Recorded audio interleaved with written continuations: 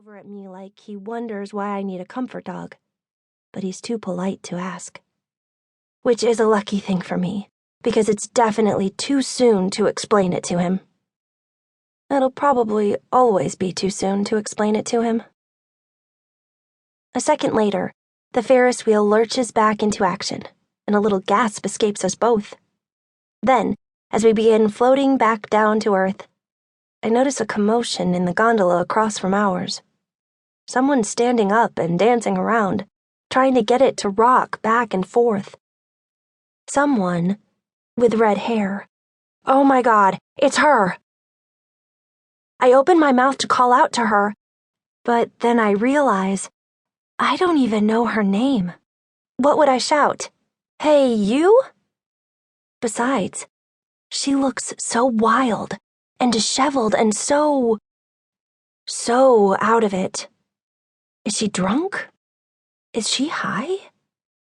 The old couple riding in the gondola with her are clinging to each other for dear life. I sneak a peek at Christo. He's watching the drama unfold with this horrified look on his face. What would he think of me if he knew that I knew her? If he knew that I'd spent the whole day searching for her? How would I explain it to him when I can't even explain it to myself? I don't know why I'm so obsessed with her.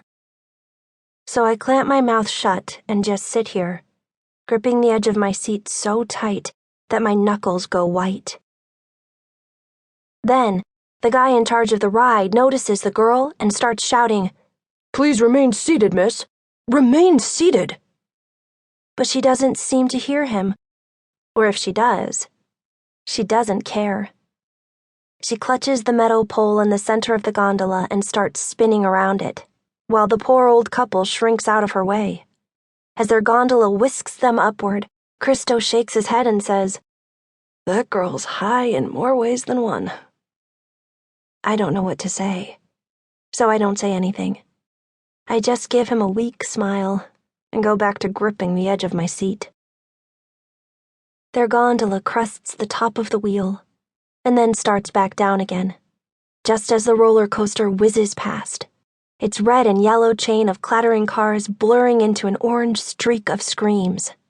The girl glances over at it, and that's when she sees me.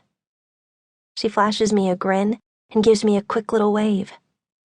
I check to see if Christo's watching, but he's distracted by the roller coaster. So I smile and wave back at her. And a minute later, when their gondola reaches the ground, she leaps over the side, dashes away, and dissolves into the crowd. I stare after her, trying not to lose sight of that rusty red hair, but it's no use. She's disappeared again. As our gondola begins its descent, so does my heart. Pixel wags his tail and gives me a look like, "Don't worry, kiddo, I'll help you find her." I sigh and reach out to pat him. It's a sweet offer, but it's hopeless. They'll be unloading the passengers from a dozen more gondolas before it's our turn. The girl will have at least a 10-minute head start on us. And with the hordes of holiday tourists swarming the streets of Santa Monica, finding her will be tougher than finding a needle in a field full of haystacks. Pixel gently nips one of my fingers, and suddenly I realize that Christo has been talking to me, and that I haven't heard a single word he's been saying. "So," he says, leaning toward me eagerly, "what do you think?" I don't know," I say, biting my lip. "What do you think?"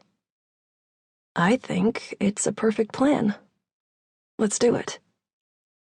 "Okay," I say. "Let's do it." But then I instantly regret it. Because, I barely know this guy, and I have no clue what I've just agreed to do.